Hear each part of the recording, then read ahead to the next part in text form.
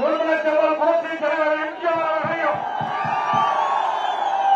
புரட்சி தலைவி அம்மா அவர்களையும் வழங்கி இந்த சிறப்பான தேர்தல் பிரச்சார கூட்ட நிகழ்ச்சியை கலந்து கொண்டு சிறப்பித்துக் கொண்டிருக்கின்ற செயலாளர் முன்னாள் அமைச்சர் சட்டப்பேரவை அறிவிச்சார் கடம்பூர் சி ராஜ் அவர்களே, நிகழ்ச்சியிலே கலந்து கொண்டிருக்கின்ற முன்னாள் அமைச்சர் மாவட்ட செயலாளர் சகோதரர் திரு SP சண்முகநாதன் அவர்களே, முன்னாள் அமைச்சர் வார்த்தகனை செயலாளர் சகோதரர் சீதா செல்லப்பாண்டியன் அவர்களே, நிகழ்ச்சியிலே பங்கு பெற்றிருக்கின்ற அனைத்து இந்திய அண்ணா திராவிட முன்னேற்ற கழகத்திலே பல்வேறு பொறுப்புகளை வைக்கின்ற நிர்வாகிகளே, நம்முடைய கூட்டணியில் அங்கம் வைக்கின்ற பாரதிய ஜனதா கட்சி, பாட்டாளி மக்கள் கட்சி மற்றும் நம் கூட்டணியில் அங்கம் வைக்கின்ற கட்சியினுடைய நிர்வாகிகளை, தொண்டர்களை, வாரியந்து சிறப்பித்துக் கொண்டிருக்கின்ற பெரியோர்களை, தாய்மார்களே, வாக்கா பெருமக்களே, தொழிலாளர் நண்பர்களே, விவசாயிகளை, விவசாய தொழிலாளிகளே, பத்திரிகையாளர், ஊடகங்களை அத்தனை பேருக்கும் என்னுடைய முதற்க நன்றி கலந்த வணக்கம்.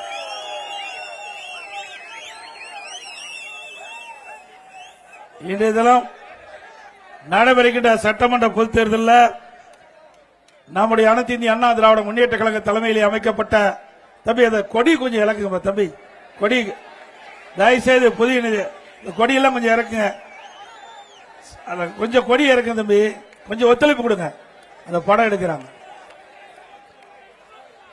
அனைத்து இந்திய அண்ணா திராவிட முன்னேற்ற கழக தலைமையிலே அமைக்கப்பட்ட தேசிய ஜனநாயக கூட்டணி சார்பாக கழகத்துடைய வெற்றி வேட்பாளராக கோவில்பட்டி சட்டமன்ற தொகுதியில் கடம்பூர் சி ராஜ் அவர்கள் நிறுத்தப்பட்டிருந்தார்.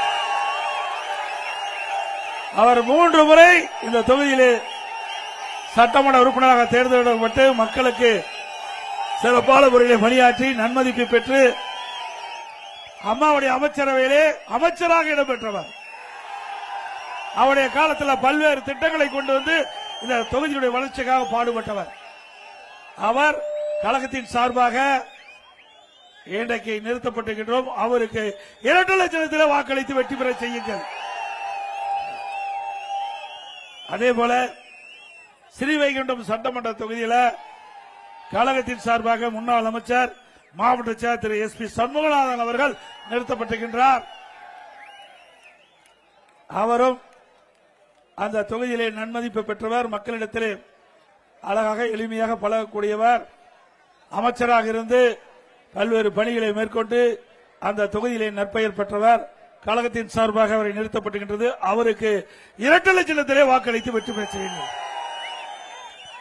தூத்துக்குடி சட்டமன்ற தொகுதியிலே கழகத்தின் வேட்பாளராக அறிவிச்சவர் திரு சீதா செல்லப்பாண்டியன் அவர்கள் நிறுத்தப்பட்டிருக்கின்றார். அவர் அமைச்சராக இருந்தவர், மாவட்ட கழக செயலாளர் இருந்தவர், இந்த தூத்துக்குடி மாவட்டத்திலே நன்கு அறிமுகமானவர். அந்த தூத்துக்குடி நகர மக்கள், ஒன்றிய பகுதி மக்களுக்கு பல்வேறு திட்டங்களை கொடுத்து மக்களிடத்தில் நன்மதிக்கப்பட்டவர். அவருக்கு 2 லட்சத்திலே வாக்களித்து வெற்றி பெற செய்யுங்கள். அதேபோல விளாத்திக்குளம் தொகுதிக்கு அதிமுக சார்பாக சகோதரி திருமதி ஆர் சத்யா அவர்களை நிறுத்தப்பட்டிருக்கின்றோம். அவர் ஏற்கனவே உள்ளாட்சி அமைப்பிலே பொறுப்பிலே இருந்திருக்கின்றார். நன்கு மக்களிடத்திலே நன்கு அறிமுகமானவர், மக்களுக்கு தேவையான திட்டங்களை கொடுத்தவர். அவர் உள்ளாட்சி அமைப்பிலே பொறுப்பில் இருக்கின்ற பொழுது மக்களோடு தொடர்பு கொண்டவர்.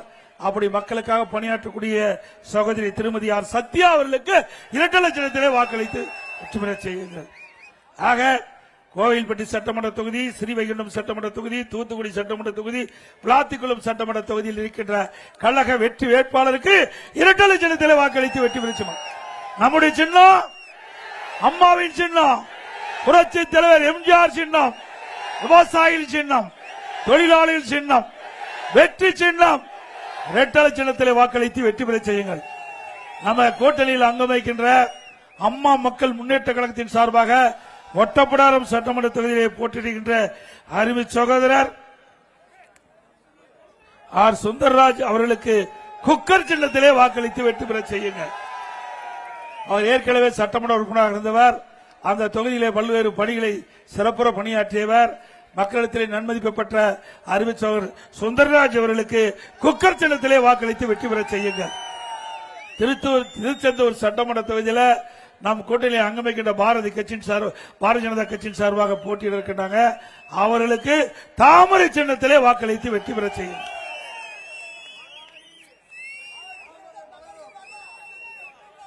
ஆக இன்னைக்கு தூத்துக்குடி மாவட்டத்தை பொறுத்த வரைக்கும் இங்க விவசாயி நிறைந்த பகுதி. இந்த தூத்துக்குடி கோயில்பட்டி நகரத்தில் கடலை மிட்டாய் இன்னைக்கு இந்தியா முழுவதும் பிரசித்தி பெற்ற தொழில் கடலை மிட்டாய் தயாரிக்கின்ற பணி. அதுக்கு புவிசார் குறியீடு கூட பெற்று தந்திருக்கின்றோம்.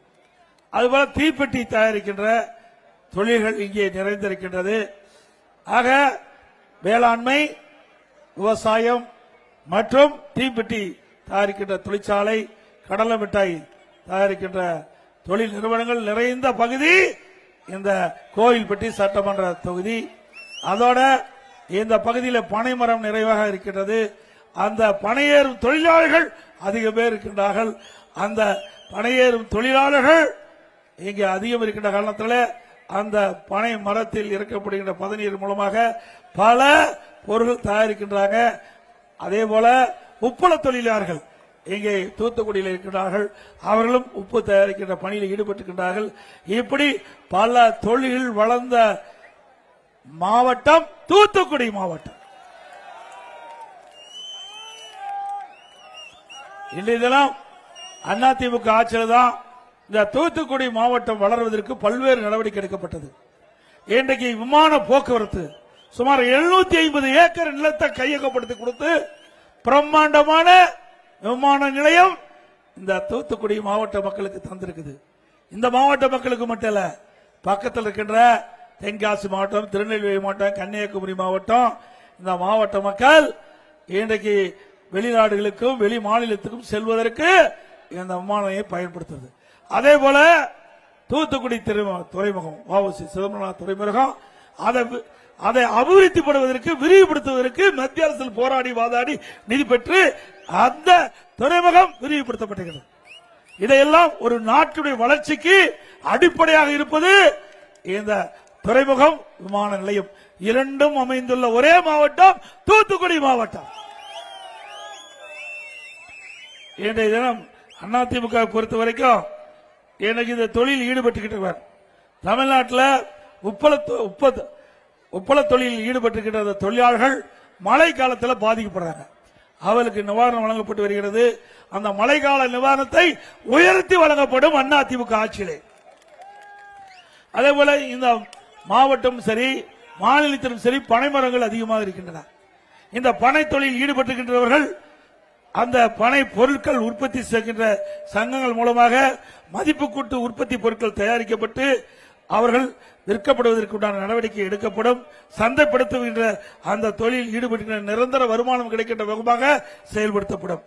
பனை உற்பத்தி தொழிலாளர்கள் வாரியத்தில் பதிவு செய்துள்ள பனை தொழிலாளர்கள் அந்த தொழில் ஒரு சில மாதம் தான் இருக்குது, மற்ற மாதத்தில் வருமானம் கிடையாது. அதனால அந்த உப்பள தொழிலாளர்களுக்கு எப்படி அந்த உதவித்தொகை வழங்கப்படுகிறதோ அதே போல பனை ஏறும் தொழிலாளருக்கும் அந்த உதவித்தொகை வழங்கப்படும்.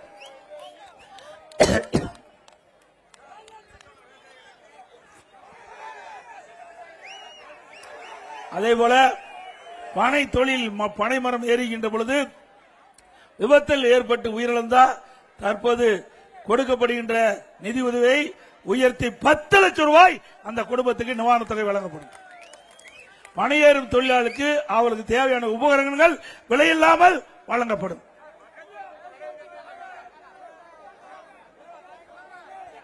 அதே போல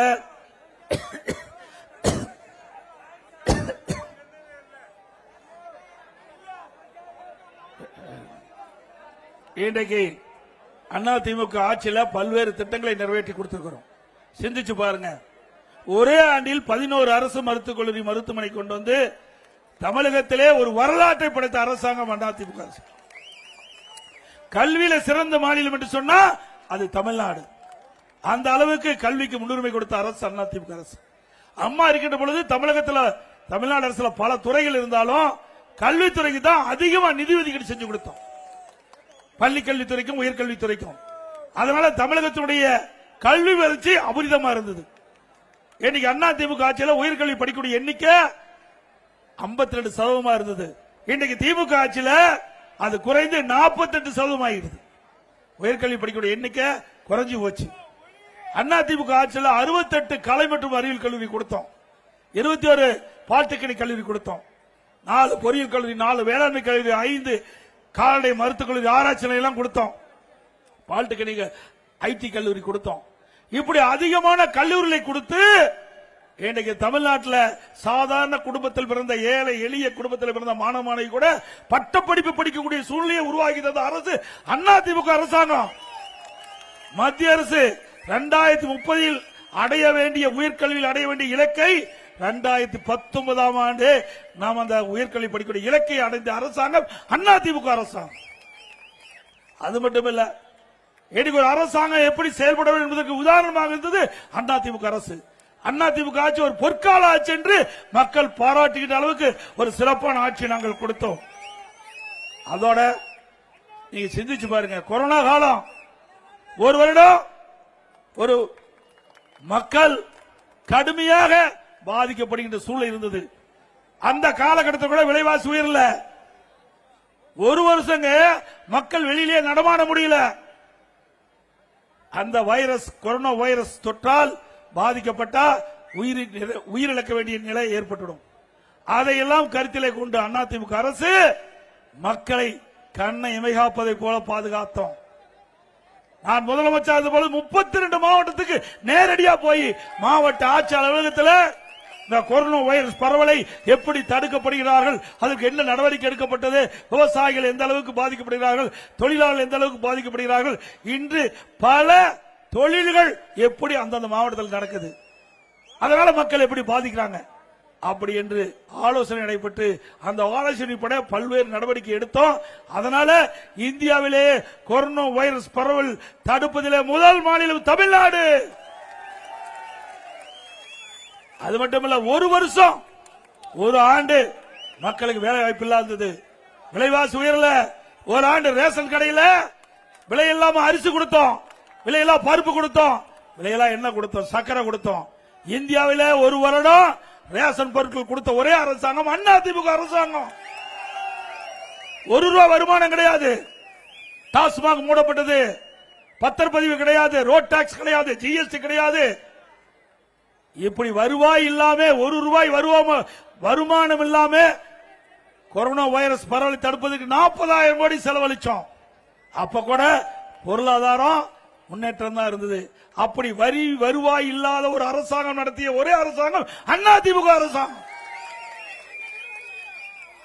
அந்த காலகட்டத்தில் மாணவர்கள் மன உளைச்சல் இருந்தாங்க. மாணவர்கள் மன உளைச்சல் என்னுடைய கவனத்தை கொண்டு வந்தாங்க. அரசு பள்ளியில் படிக்கின்ற மாணவர்கள் ஓராண்டு வீணாகிவிட்டதே என்று அவர் மன உளைச்சல் இருந்தாங்க. கல்லூரி மாணவர்கள் மன உளைச்சல் இருந்தாங்க. அந்த மன உளைச்சல் மீட்டெடுப்பதற்கு அரசு பள்ளியில் படிக்கின்ற மாணவர்கள் மற்றும் தனியார் பள்ளியில் படிக்கின்ற அத்தனை மாணவர்களுக்கும் ஆல் பாஸ் போட்டு கொடுத்தோம். கல்லூரியில் படிக்கின்ற மாணவர்களுக்கு ஆன்லைன்ல வகுப்பு, ஆன்லைன்ல தேர்வு, சிறப்பா படிச்சாங்க.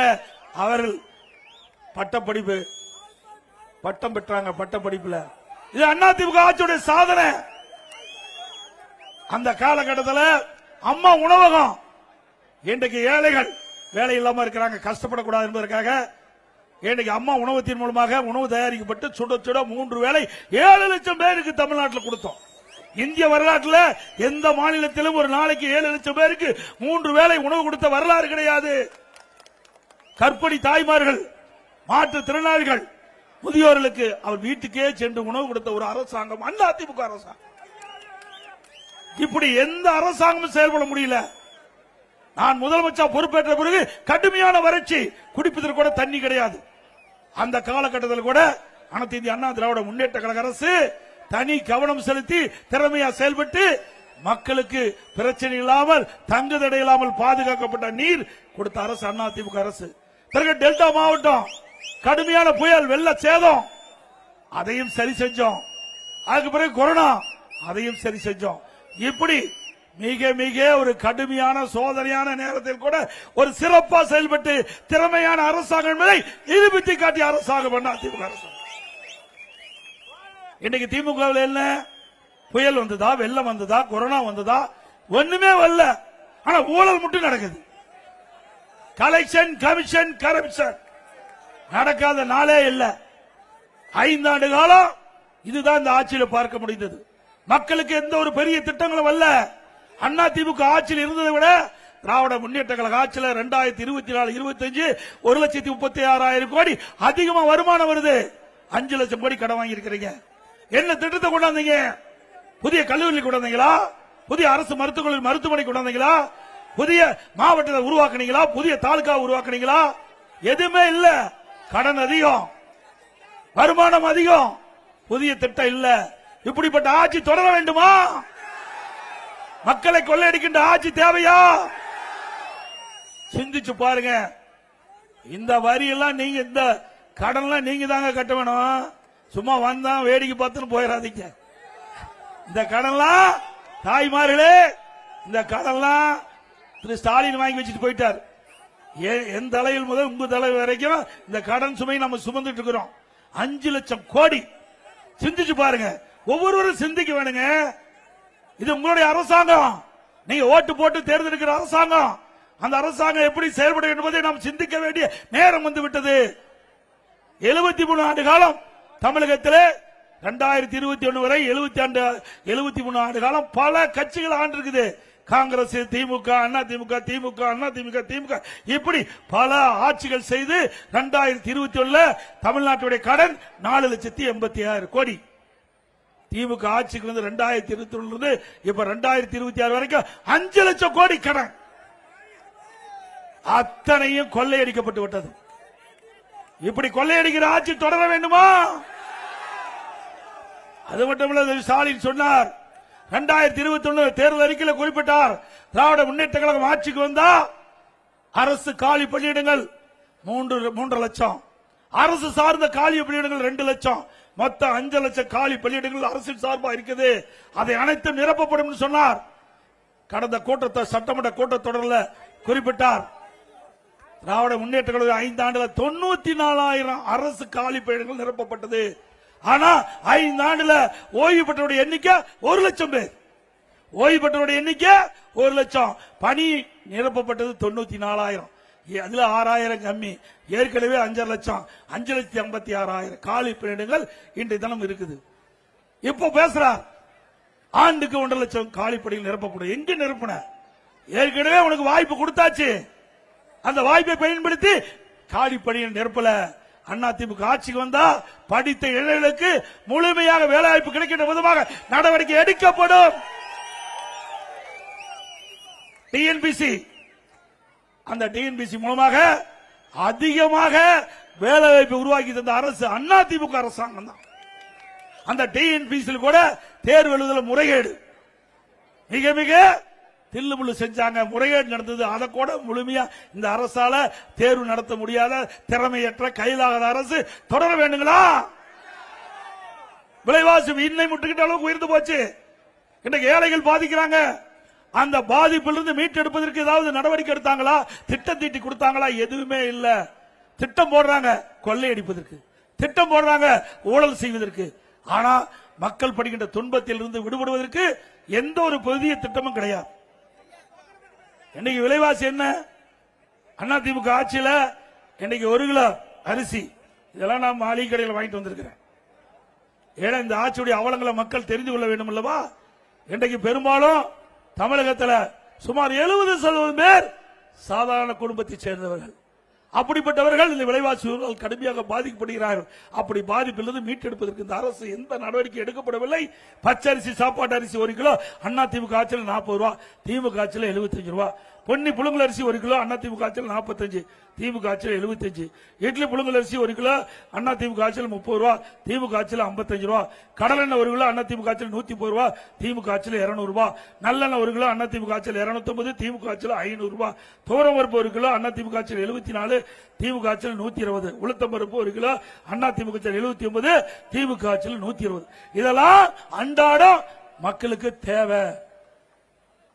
எல்லாம் தேவைங்க. இது உணவுப் பொருள். இது இல்லாத வாழ முடியாது. ஆக இப்படி விலை ஏறுகின்ற பொழுது விலை கட்டுப்படுத்துவதற்கு இந்த அரசு எந்த நடவடிக்கை எடுக்கல. ஆனா அதிமுக அரசாங்கம் விலை கட்டுப்பாட்டு நிதி என்று நான் முதலமைச்சர் இருந்த காலத்தில் கூட்டுறவுத்துறைக்கு 100 கோடிக்கு ஒதுக்கப்பட்டு எந்த உணவுப் பொருள் விலை ஏறுகிறதோ அந்த உணவுப் பொருள் எந்த மாநிலத்தில் விலை குறைவாக கிடைக்கிறதோ அங்க போய் கூட்டுறவுத்துறையின் மூலமாக கொள்முதல் செய்து கொண்டு வந்து தமிழகத்தில் விலை ஏற்றத்தை தடுத்த அரசாங்கம் அதிமுக அரசாங்கம்.